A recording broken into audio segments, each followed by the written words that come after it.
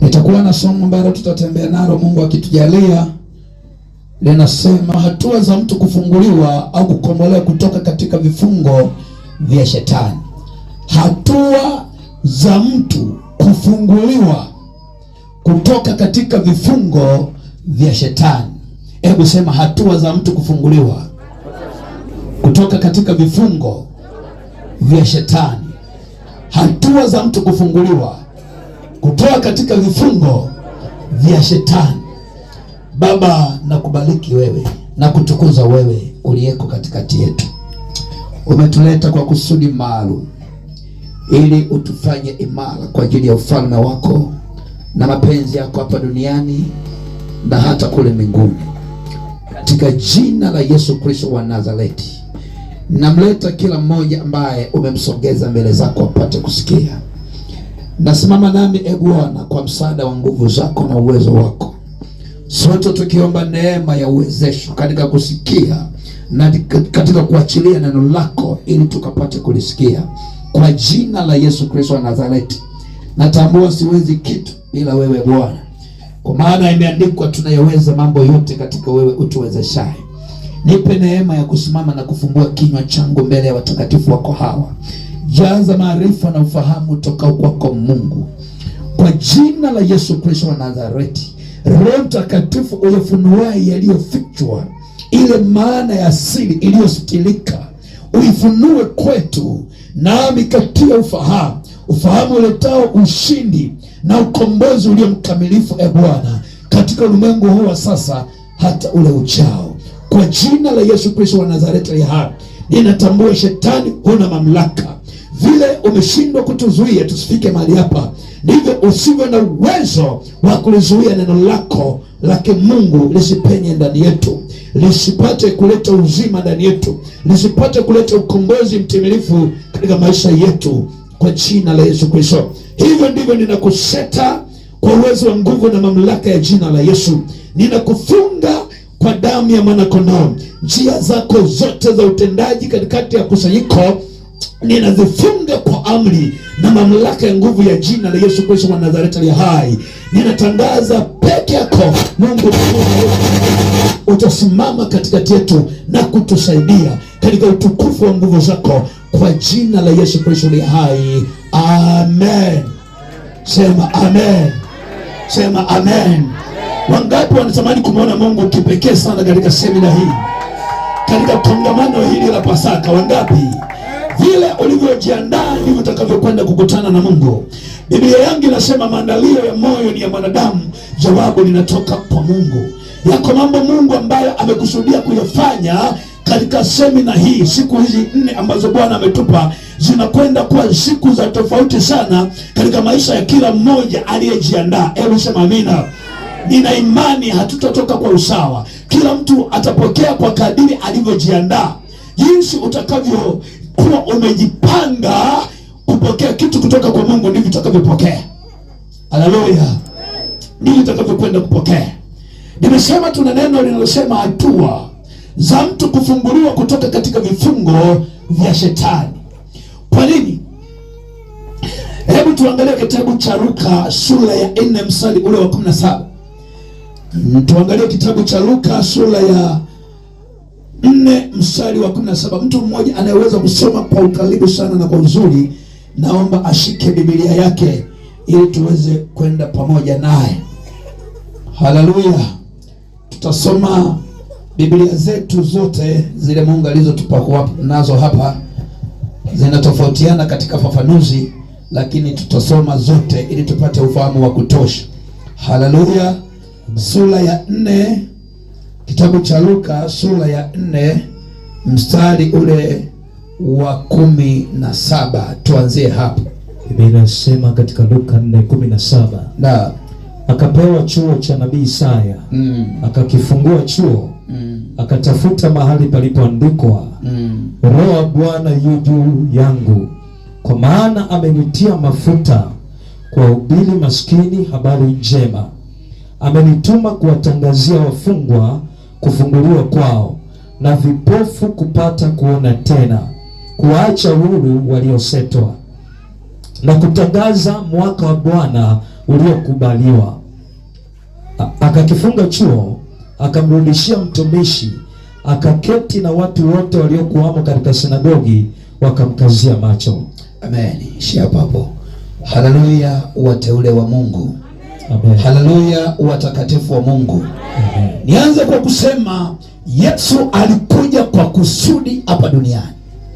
Alikuja kwa kusudi maalum hapa duniani, na anatambulisha kusudi lake kutoka katika kitabu hiki cha Luka sura ya 4 mstari wa 17. Anajaribu kutambulisha kusudi la yeye kwa hapa duniani, kusudi la wito wake, kusudi la utume wake katikati ya wanadamu. Na kwa nini anatambulisha? Ni kwa sababu mwanadamu alikuwa katika kifungo, katika utumwa, katika minyororo ya kishetani. Anasema akapewa chuo cha nabii Isaya, yani akapewa kitabu cha kusoma namna hii. Kwa lugha ya sasa ninaweza kusema akapewa Biblia ili asome, akatafuta mahali panapobeba kusudi la wito wake, akasoma mahali ambapo pana wito, panabeba kusudi la wito wake, akasoma mbele ya watu wote, akatambulisha kusudi la wito wake. Unisikilize, Mungu aliona namna ambavyo wanadamu wako katika vifungo vya giza, vifungo vya shetani, minyororo, wako katika utumwa wa adui Ibilisi na shetani. Kwa hiyo hapakuwa na namna yoyote ambayo angeweza mwanadamu kukombolewa isipokuwa Yesu atumwe. Haleluya. Ndio tunaona hapa anasema, akasoma akisema, Roho wa Bwana yu juu yangu, kwa maana ametia mafuta kuwahubiri masikini habari njema, amenituma kuwatangazia wafungwa kufunguliwa, na vipofu kupata kuona tena, kuwaacha huru waliosetwa, na kutangaza mwaka wa Bwana uliokubaliwa. Hebu sema amina kwa jina la Yesu aliye hai. Unisikilize, Mungu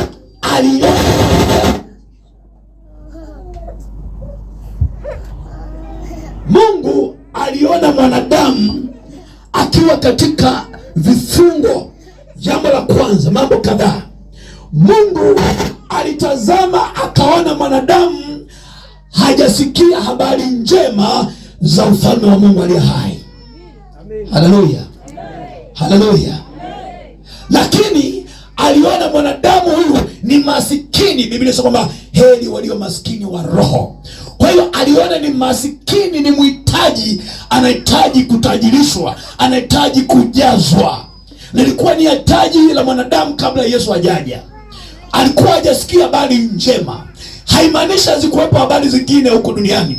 Zilikuwepo habari nyingi ambazo wanadamu walikuwa wakizisikia, lakini zilikuwa ni habari zisizo njema ziwezazo kuleta tumaini kwenye maisha yao. Lakini walikuwa ni maskini, wahitaji.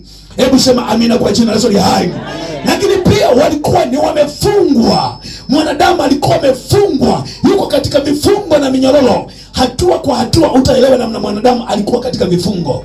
Hebu sema amina kwa jina la Yesu aliye hai. Tunaona anasema amenituma kuwatangazia wafungwa kufunguliwa kwao. Unaposikia wafungwa, maana yake kweli walikuwa kwa wafungwa. Wanadamu walikuwa wako gerezani, walikuwa wako katika vifungo, wako katika utumwa wa shetani, wamefungwa katika minyororo. Haleluya. Na asante Yesu ni nabii, tena nabii mkuu. Hakuna nabii awaye yote isipokuwa Yesu peke yake ndiye nabii mkuu. Sema amen. Kwa sababu kama nabii yeyote hatoi ujumbe kutoka kwa Yesu, huyo sio nabii wa Mungu aliye hai. Na ndio maana anaitwa nabii wa uongo. Akiwapo ni nabii, lakini nabii wa uongo. Kwa hiyo Yesu kwa jicho la kinabii aliona vifungo vya watu, aliona magereza ya watu, aliona watu wakiwa katika utumwa, aliona watu wakiwa maskini. Hebu sema amina kwa jina la Yesu hai. Na ndio maana kwa ujasiri anasema Mungu amenituma kuwafungua, kuwatangazia wafungwa kufunguliwa kwao. Hata hapa wako watu wengi sana ni wafungwa. Hata kwa watu utaona Mungu atakavyokuwa akifanya. Hebu sema amen. Sema tena amen. Na kila somo Mungu analolileta limebeba kusudi. Na kusudi la kimungu ni tufunguliwe, tuwe huru kweli kweli. Haleluya. Kwa hiyo aliona minyororo, aliona magereza ya wanadamu. Tena anasema hivi, na vipofu kupata kuona tena. Akawa anaona vipofu. Yesu aliona vipofu. Wengi hawaoni. Unasema namna gani? Hebu sema amina kwa jina la Yesu hai. Alitazama vipofu wengi, na hakukuwa namna ilitakiwa wafunguliwe. Hakukuwa na namna yote ilitakiwa wafunguliwe. Anasema na vipofu kufunguliwa, akupata kuona tena, kuwaacha huru waliosetwa. Iko tofauti kati ya kufungwa na kusetwa. Hebu sema amina. Hebu sema tena amina. Mtu anaweza akawa ana uhuru wa kutembea, lakini amewekewa mipaka kwenye ulimwengu wa roho. Au anaweza akawa anatembea, lakini anatembea kwa shida, anatembea kwa tabu, anatembea kwa maumivu, anatembea kwa huzuni. Kwa akasema na waliosetwa kuweko huru. Semeni amina kwa jina la Yesu. Na hakuna mtu yeyote atakayeuona uzuri wa Mungu akiwa gerezani, akiwa ni kipofu, akiwa ni maskini, akiwa amesetwa. Na ndio maana watu wengi, Biblia inasema kwamba watataka lakini wasiweze. Kusudi la Mungu ni kumfanya mwanadamu akombolewe kikweli kweli, na hapana ukombozi katika yeyote isipokuwa Yesu pekee yake. Haleluya. Haleluya.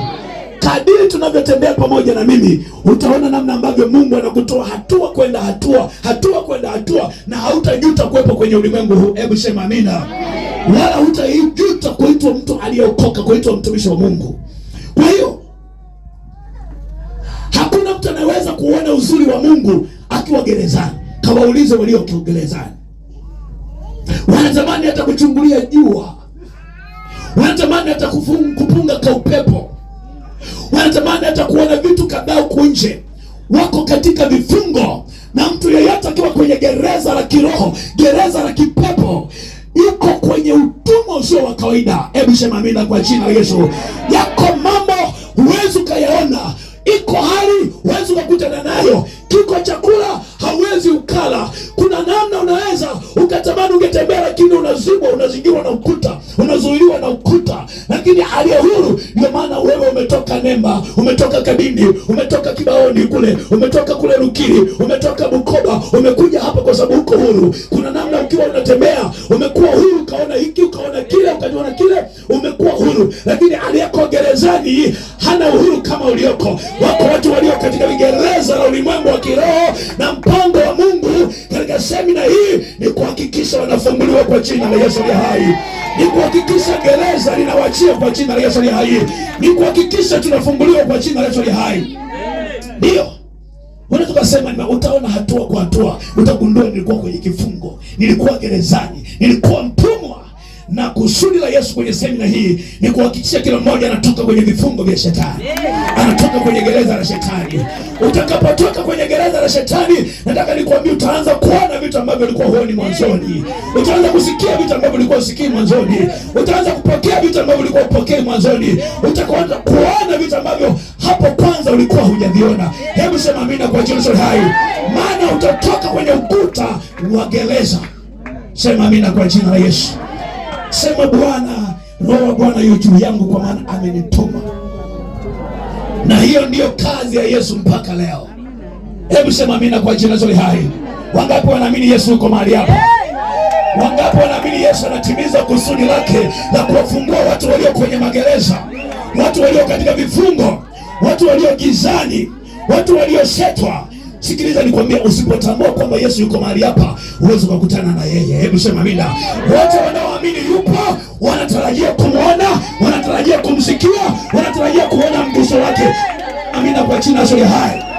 Ndio, Yesu yuko mahali hapa, bado anatenda kazi yake ya utume. Usifikiri Yesu aliondoka kwa hiyo kazi yake imekwisha. Sikiliza, anasema kama nilivyotumwa ndivyo na ninyi ninawatuma. Sio ninyi tu, lakini na wale watakaopokea kutoka kwenu mimi nitajidhihirisha kwao. Hebu sema amina kwa jina la hai. Kwa hiyo Yesu yuko mahali hapa akiwa ameachilia roho wake kwa kusudi moja. Hebu sema amina kwa jina la Yesu. Kwa kusudi moja, kuhubiria maskini habari njema ya ufalme wa Mungu aliye hai. Jambo la pili, kutangaza kufunguliwa kwa wafungwa, kuhakikisha wanafunguliwa. Lakini uwezo kufunguliwa ni mpaka hatua kwa hatua. Ndio maana kuna watu mpaka leo hii wako wanalo jina la kuwa hai lakini walishakufa. Hebu sema amina kwa jina la Yesu. Kwa sababu Yesu amesema huko chini kwamba hata alikuja kwa ajili ya wafu wapate kuwa hai. Kwa wako watu ambao wana makusanyiko kama haya lakini bado wamefungwa huko kwenye gereza.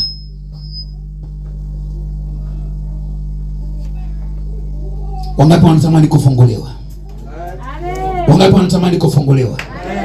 Wangapi wanatamani kufunguliwa? Haleluya! Hatua za mtu kufunguliwa kutoka katika vifungo vya shetani.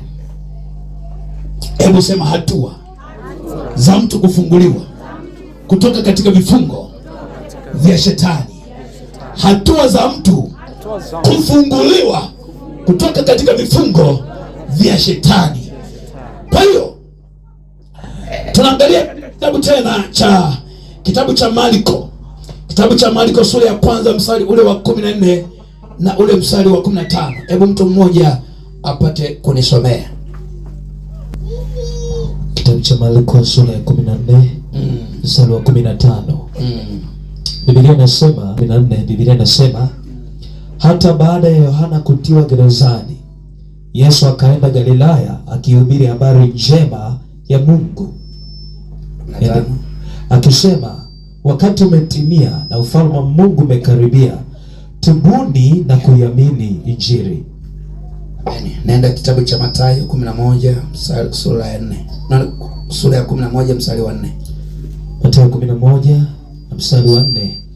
Maandiko yanasema Yesu akajibu akawaambia, endeni mkamweleze Yohana mnayoyasikia na kuyaona, vipofu wanapata kuona, viwete wanakwenda, wenye ukoma wanatakaswa, viziwi wanasikia, wafu wanafufuliwa, na maskini wanahubiriwa habari njema. 6.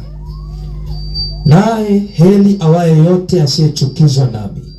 Haleluya, Bwana Yesu asifiwe. Amen. Bwana Yesu asifiwe. Amen. Hatua ya kwanza ambayo Yesu alidhihirisha katika kazi yake ya ukombozi wa nafsi ya mwanadamu ni kumsikizisha habari njema. Hebu sema amen.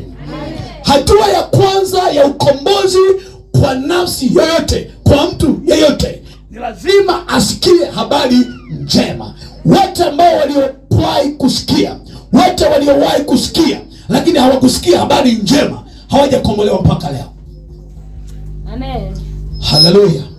Wote waliowahi kusikia lakini hawakusikia habari njema za ufalme wa Mungu hawajakombolewa mpaka leo. Kwa nini? Kwa sababu habari njema ya ufalme wa Mungu imebeba ujumbe maalum, unaopenya mpaka kwenye kilindi cha moyo wa mtu, alafu kinafunua hali halisi ya maisha yake, alafu kinatengeneza toba ndani yake. Anapotubu anafungulia mlango mwingine na hatua nyingine ya ukombozi. Hebu sema tena amina kwa jina la Yesu aliye hai. Lazima usikie habari njema. Habari njema. Wote waliomkimbilia Bwana Yesu wakasikia habari njema kwake. Ile habari njema ikapenya ndani ya mioyo yao, ikafunua hali halisi ya maisha yao, alafu wakajiona wanahitaji msaada, wakajiona ni wakiwa, wakajiona wanahitaji msaada kutoka kwa Bwana Yesu, wakaifungua mioyo yao, wakaachilia toba ya kweli. Ndio hatua ya pili. baada ya kuhubiri habari njema, unaona baada ya kuwa tayari ile habari njema imeifunua mioyo yao, imekuja kwao, ikafunua mioyo yao. Biblia inasema kwamba neno la Mungu linakuja kama kioo. Walipoiona ndipo akasema tubuni. Yeyote asiyeiona dhambi ndani yake, asiyeona sababu ya kutubu, hata tubu. Haleluya, haleluya. Unisikilize, habari njema kwetu sisi ama kwa mwanadamu inatokea kama mwanga. Habari njema inatokea kwenye maisha ya mwanadamu kama mwanga. Unisikilize, hebu piga picha ya jinsi ulipokuwa ni usiku. Ulikuwa ni usiku usioweza kuona chochote, usioweza kutembea kwa uhuru, usioweza kuona vitu, lakini nuru ilipokuja, kuna namna ulianza kuona. Hebu sema amina. Kuna vitu ulianza kuona. Katika kuona ndio unatambua hiki sawa, hiki si sawa, hiki sawa, hiki si sawa, niko kwenye hatari ama hasiko kwenye hatari. Kwa hiyo nuru ambayo ni habari njema ya Yesu Kristo ilipoachiliwa kwa wanadamu, ikafunua. Biblia inasema kwamba na wale watu waliokaa katika uvuli wa mauti, katika giza nene, nuru imewazukia. Hebu sema amina kwa Yesu. Nuru inapoachiliwa kwenye maisha ya mtu, inampa kujua jinsi alivyo, inampa kutambua maisha yake, alafu ghafla anajiona anayaona makosa kwenye maisha yake. Ndio maana wengi waliposikia habari za Yesu kupitia mtumishi Yohana Mbatizaji, wakasema anatufanya nini? Akasema tubuni. Wako waliosikia habari za kina Petro wakihubiria habari za Yesu, shuhuda za Yesu za matendo makubwa, wakasema natutendeje? Akasema tubuni, zije nyakati za kuburudishwa ndani yenu. Hebu sema amina kwa jina la Yesu aliye hai. Yeyote asiyewahi kusikia habari njema hajaona sababu ya kutubu. Ndio maana mpaka leo kuna watu mpaka leo wako kwenye vifungo, wako kwenye dhambi, hawaoni umuhimu wa kutubu, hawaoni sababu ya kutubu bado. Hii ni kwa sababu nuru haijazuka kwao. Usiwe miongoni mwao ambao nuru haijakuzukia. Hebu sema amina. Lazima utege sikio lako upate kusikia habari njema za ufalme wa Mungu zitakazofunua maisha yako, alafu uone sababu ya kutubu. Hebu sema amina kwa jina la Yesu. Kwa nini? Kwa sababu magereza ya kishetani yalitokana na watu kutokusikia habari njema. Shetani ana nguvu sana kutenda kazi gizani.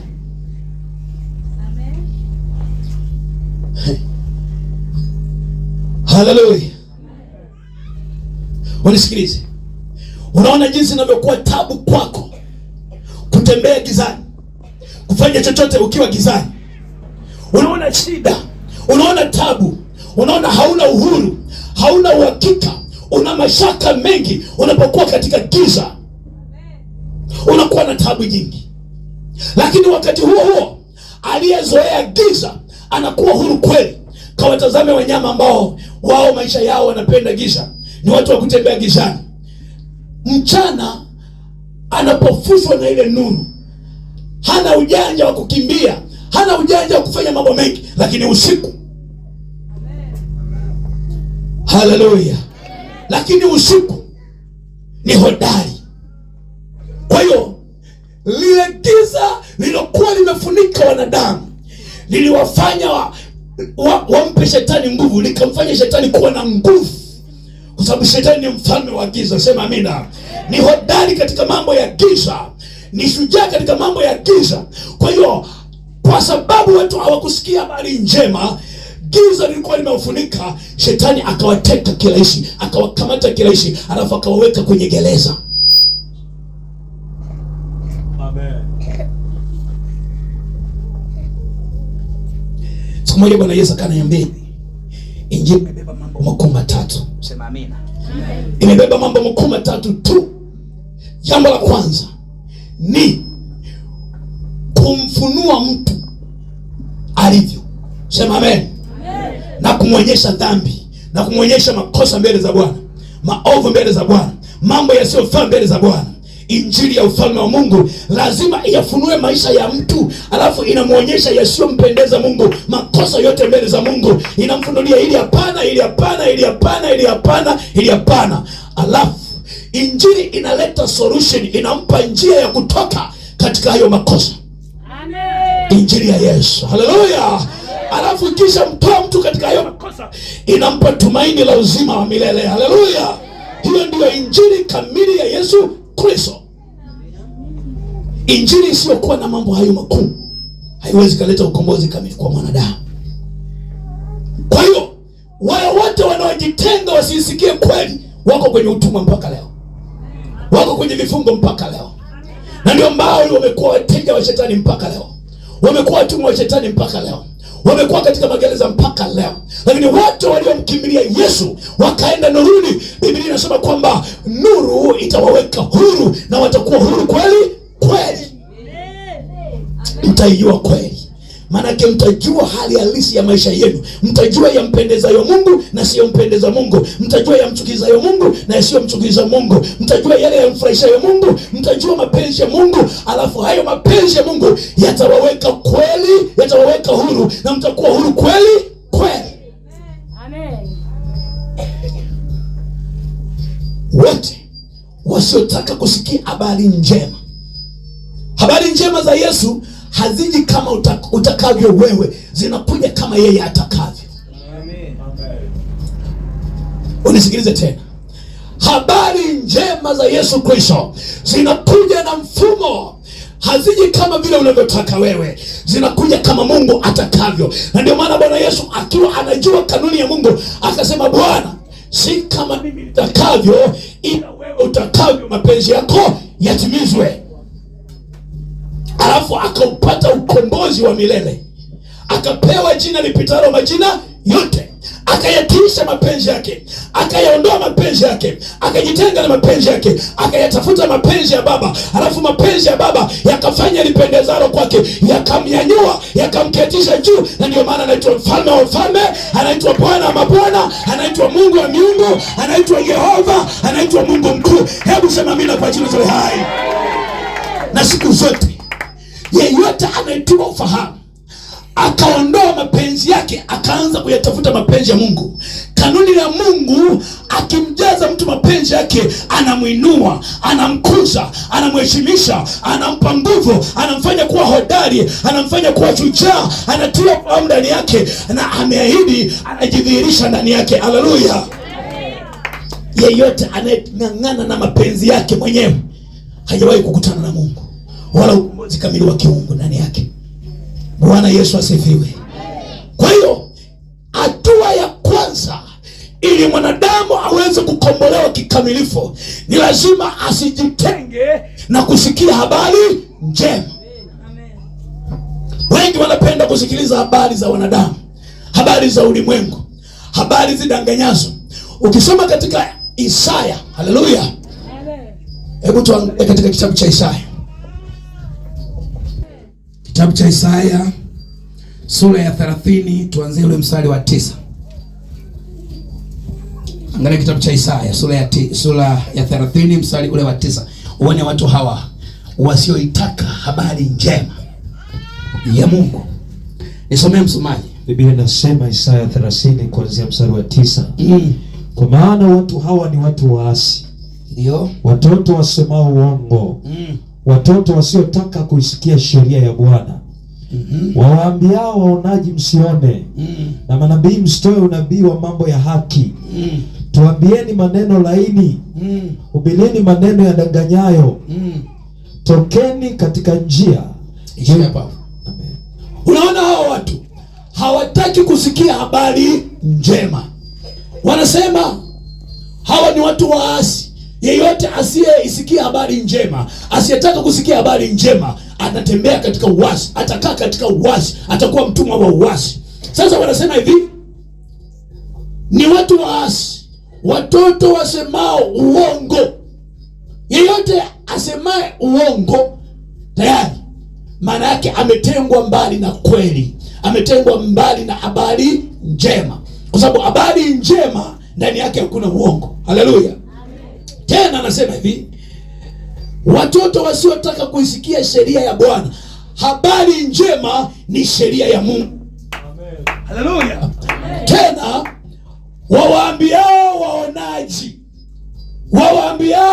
waonaji ya kwamba msione, na manabii msitoe unabii wa mambo ya haki.